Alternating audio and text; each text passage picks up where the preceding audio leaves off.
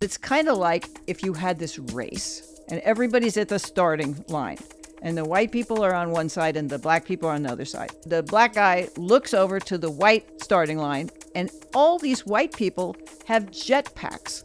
And he's like, how come I don't have a jetpack? Where'd you get that jetpack? And in this analogy, it's on your marks, get set, go, and the first 244 years, the black person can't even move. Yeah, well, they got rocks in their pocket also. Not only do we not have the jetpack, but when the race starts, we have to stop at a certain point and go back and get our grandmother because she had never got nothing. And I got to take care of her now. And plus, I have rocks in my pocket.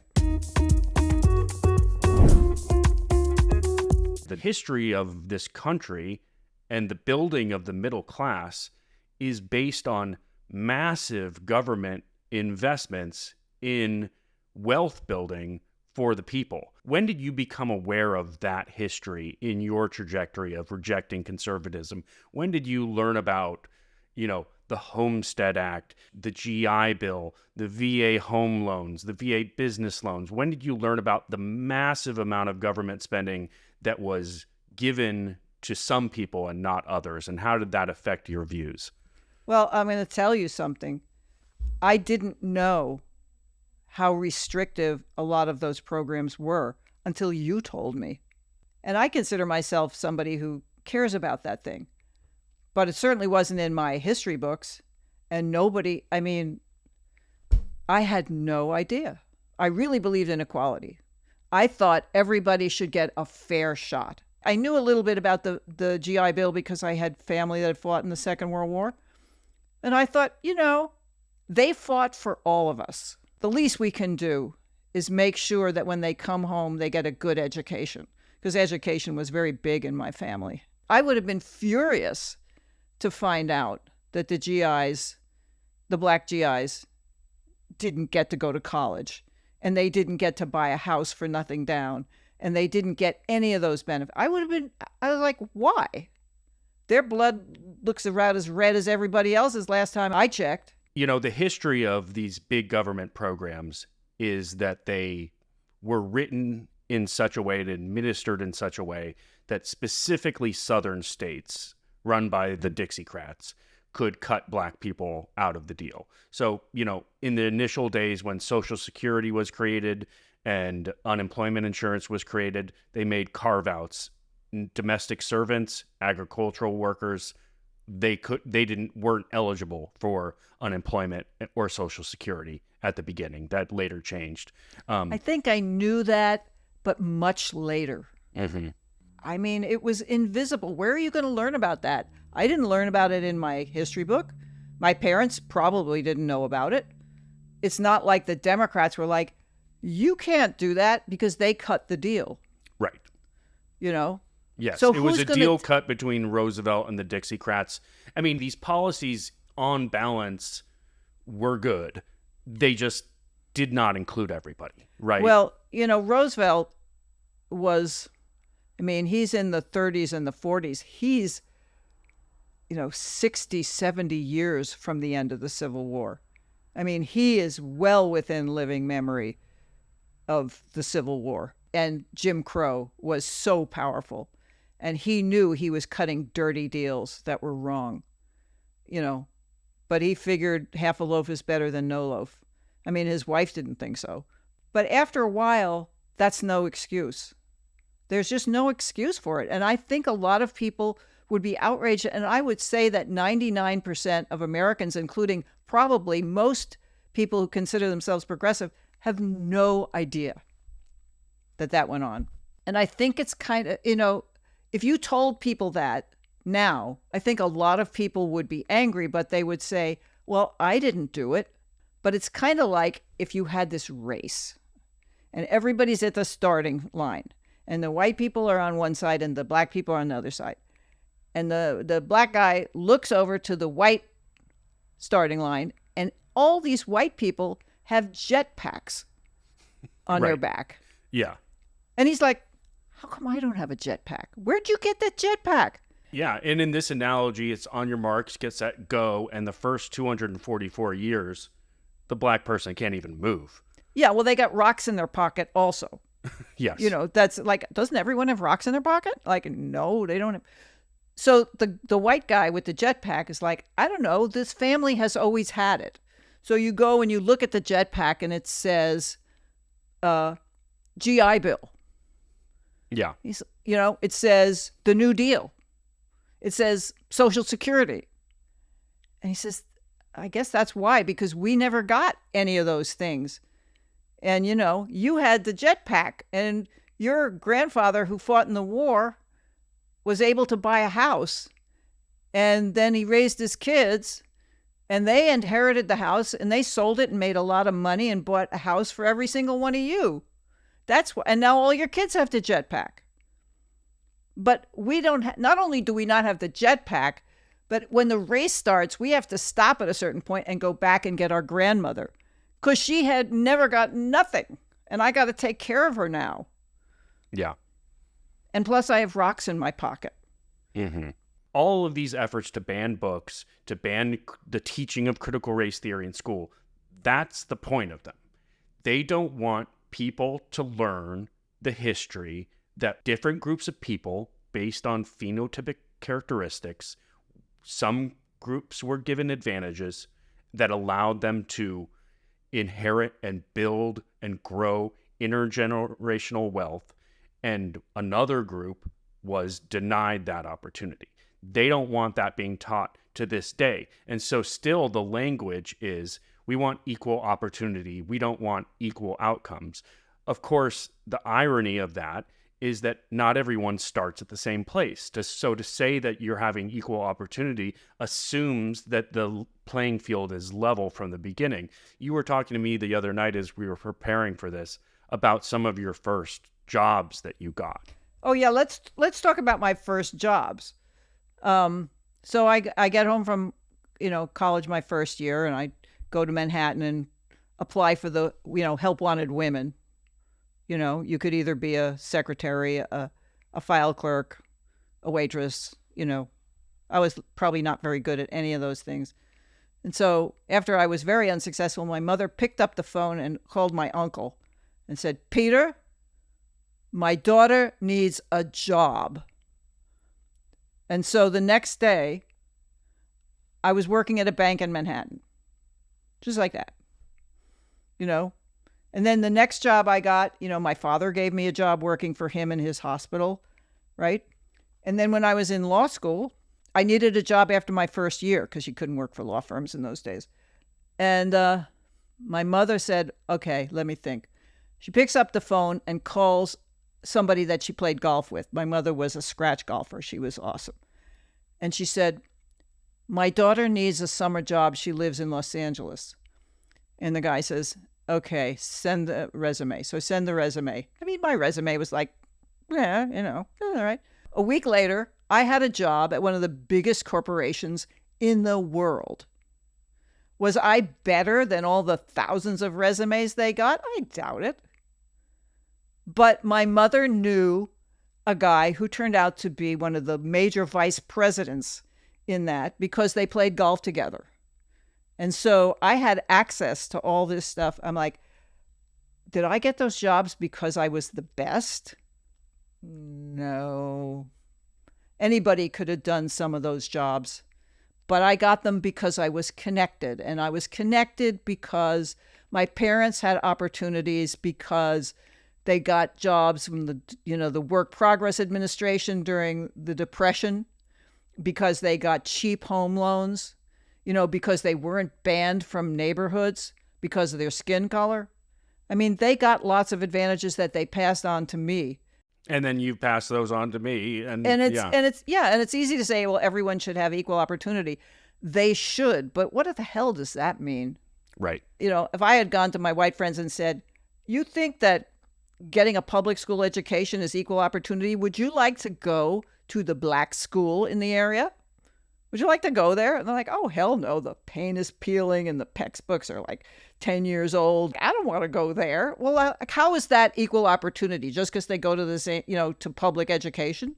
One is completely thrown in the garbage, by the, they don't get enough money. Nobody takes care of it. It's not equal. Come on. Don't be stupid. That's just stupid. That's just lying. Or just not use. It's just like not using your head. Like, what do you want to achieve? Do you want people to really, like everybody has the same opportunity? Well, then they have to have the same opportunity for a long time. It's just not like you can't just say, today we're at the starting line and I have a jetpack and you have rocks in your pocket and no jetpack, but we have the equal opportunity to win. No, you don't. You have to do something to give those people the jetpacks. And then they'll see that in that race, a lot of people on the other side of that line will kick your ass. It's amazing to me that the history is that one group of people got all the advantages, another didn't get any. And then when you say, we want to try to redress some of the harm that has been done, suddenly they're getting undeserved, unfair advantages. It's just such an insidious idea. You took from every American who paid taxes to give GIs free college, to give them no down payment loans and all the other things that you get in the GI Bill. So what? They gave everything to all of us. I think we owed it to them.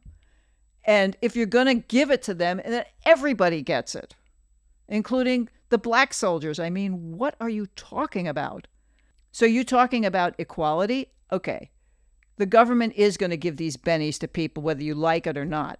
And the question is, they should give them to everybody. And if they don't, they have given an unfair advantage to one group. And it diminishes the moral integrity of both. You're right, it does, but not for the reasons that you think. Essentially, what we're talking about in many ways is the myth of the meritocracy. There's a lot of invisible history that needs to be made visible. And people will understand what the hell is going on better if they really understand what happened before. And that takes work. It's not something that government can do. It's something that Ken Burns can do. Or we can do. Or we can do. You can tell a story about how people get ahead. And it's a good story. It's a good American story. I mean, the story of my family is a good American story. My mother got a job with the WPA. All of her siblings did.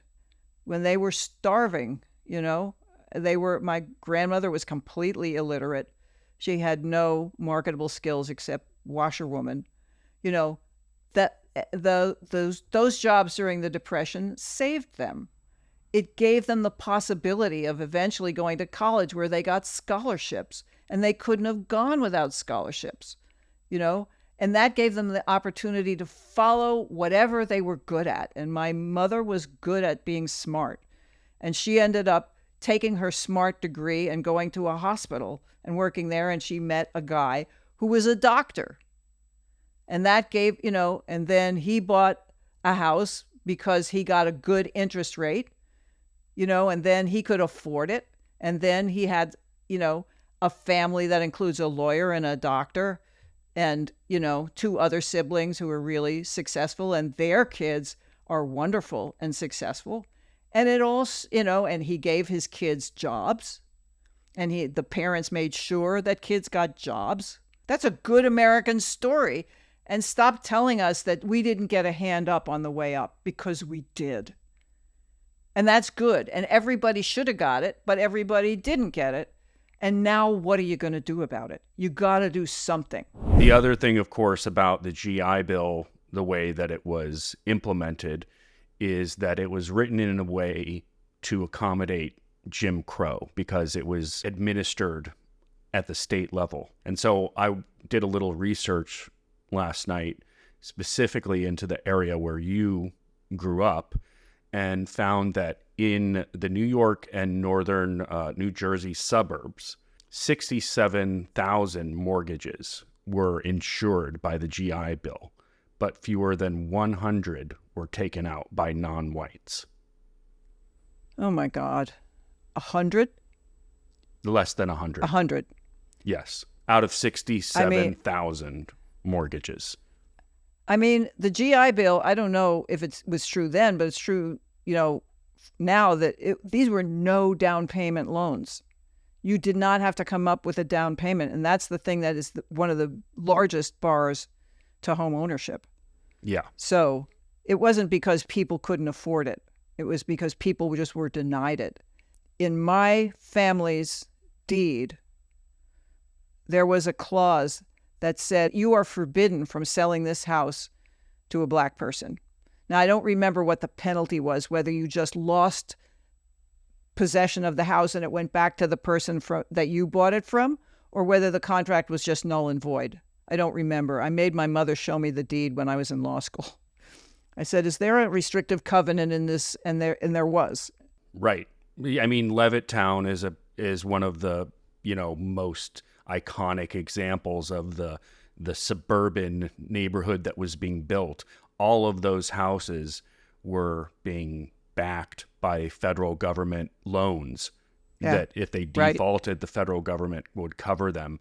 And in the contract that Levitt made with the federal government, there were explicit terms that none of the homes would be sold to black people and none of the homes would be resold to black people in the future. And that was illegal, by the way. It had been illegal since 1947 to put a restrictive covenant in a deed. But there was one in my parents' deed, and that was sold in 1949. So it was just ignored. I mean, that's the government saying, we don't want you to prosper. That's what it's saying. Right. If you think about the enduring impact of that today, think about a family that gets a no-interest loan on a home at that time. No down payment. No down payment, but low interest probably. But in any case, they're getting a benefit from the federal government to help them own a home, which appreciates and can be passed down generation over generation. Think about how much wealth was federally subsidized specifically to those white GIs and denied to all the other black people who should have been able to benefit from those programs, but were denied it. I mean, one of my relatives bought a house in a very nice suburb of Westchester for $4,000.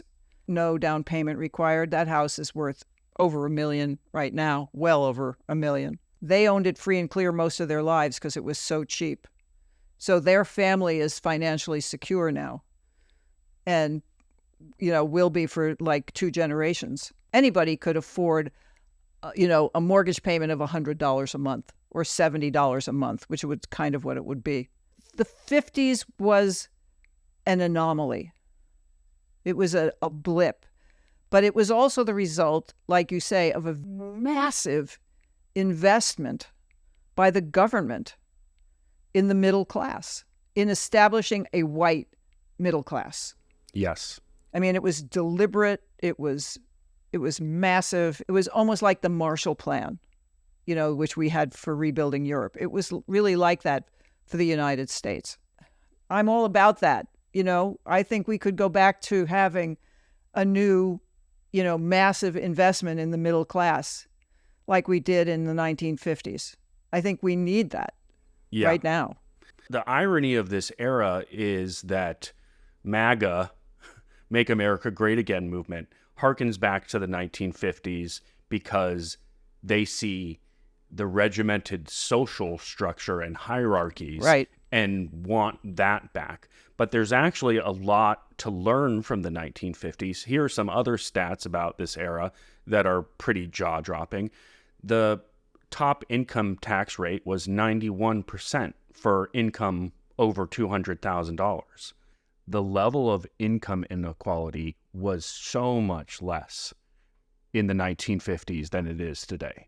The union membership was the highest that it had ever been in the nation's history. About 1/3 of workers were in unions. You've also got the highway expansion, which was, the biggest government infrastructure program in history. You've got proof of concept that investment in people works.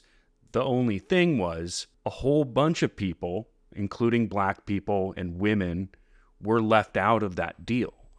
And so Yeah. the interesting thing that happens next is when those constituencies start saying, hey, we want our piece of the pie, then suddenly support for this type of role of government starts to erode.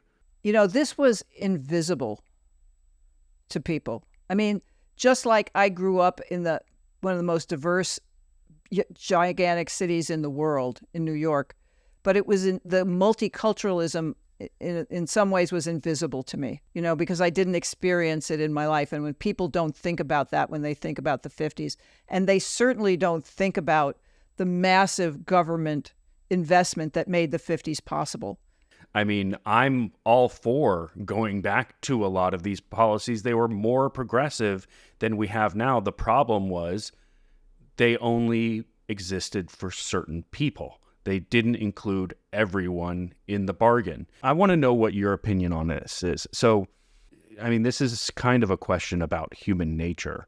But what's your take on the fact that suddenly when Black people and women said, hey, we want to be cut in on the deal that you've been giving exclusively or almost exclusively to white men, when you do that, suddenly they're like, well, then no one can have it. It's so self-defeating, of course, because suddenly you're opposing programs that would help you because other people would also benefit from it. These programs are so invisible to most people. They don't realize how much they benefit from them. And when the programs are announced as expansions of existing policies, like this program exists, but now we're going to include women and we're going to include Black people and all this, that all they hear is women and Black people. They don't hear the other part. They don't experience the other part in their lives, and nobody points it out to them. Republicans are happy not to point it out because they want to get rid of the program anyway, and they want to turn the races against each other because it's very profitable for them to stay in power with their diminishing base of support. People are so brainwashed into thinking that everything they did, they earned without the help of the government. The government never gave them a hands up. You remember in the 2010 when they were opposing Obamacare and these women would have these signs that said, hands off my Medicare. Keep your government hands off Government my hands Medicare. off my Medicare, as if they didn't even realize that Medicare was an entitlement program. They had no idea. And I really fault the Democratic Party. What a bunch of idiots in terms of marketing. The other side of the coin to Democrats being bad at marketing their policies is that Republicans have been very good at demonizing their policies. They've made it so that welfare is synonymous with poor Black people that are getting undeserved help. They've made it so that any government assistance is looked at as unfair money going to undeserving people, even though, as we just mentioned, those massive government investments in the 1950s are what essentially created the American middle class in the first place. I mean, it's what W.E.B. Du Bois calls the psychological wages of whiteness. It's the idea that there's a hidden wage that comes with the knowledge that you're higher on the pecking order, on the social ladder, that if you have this notion that you're above another person, that there's a psychological wage. It's not actual money, but it takes the form of a wage, and that people are not willing to let go of those psychological wages of superiority. And I think that's what these reactionary politicians are playing on, that desire of people to be higher on the social economic ladder than other people. To me, it's not even you're higher. It's just not you're just not lower. You're not on the bottom. Right. You're not the one who's on the very bottom. You want someone to be below you. You're trying to climb the social ladder, but really while you're climbing it, it would be good that someone else is on the bottom. I mean, it's a human trait, but they're always looking in the wrong direction. They should be looking up the ladder instead of down the ladder. Heather McGhee wrote this great book called The Sum of Us, where she sort of talks about this formula that had been created for prosperity, but that was denied certain groups of people. And she talks about this story of a public pool that had been funded through, New Deal programs, funded through the tax dollars of everyone, that were only available to the white citizens. And then as soon as, judges desegregated access to those pools, instead of allowing everyone to swim, they just drained the pools so no one could swim. Right. And I feel like that's what happened stupid. across all of these policies, is that suddenly when women and Black people and other groups that had been denied these benefits said, we want ours, then suddenly no one could have it. Also because they had theirs now. Then they had already had theirs, so they didn't care. But now their kids are in the same position, that the vets were returning from the war. If it weren't for government intervention, if it wasn't for, policies that promoted union membership and job training and the GI Bill that paid for your college and the VA loans that you could buy, you would zero down. You wouldn't have the 50s. You wouldn't have had the 50s. You would have had a lot of soldiers who were just really, really poor, going back to their farms and going back to their dead-end jobs and going back to their, minimum wage jobs. But the government said, no, we want to do something very different. We want to invest in, a rising middle class. I'm all about that. The 50s would never have happened without that. We really need that massive investment in our kids, in our middle class now, just like we had then. Just this time, cut everyone in on the deal. Thanks so much for watching, everyone. That was a clip from one of our full episodes, so if you want to hear more of that discussion, please click the link on your screen. And if you're enjoying these discussions, please like and subscribe and let us know what you think in the comments. And please consider supporting us on Patreon, where you can get early access to our videos and bonus content. Patreon.com/talkingpoliticswithmom. Thanks so much, everybody, and we'll see you next time.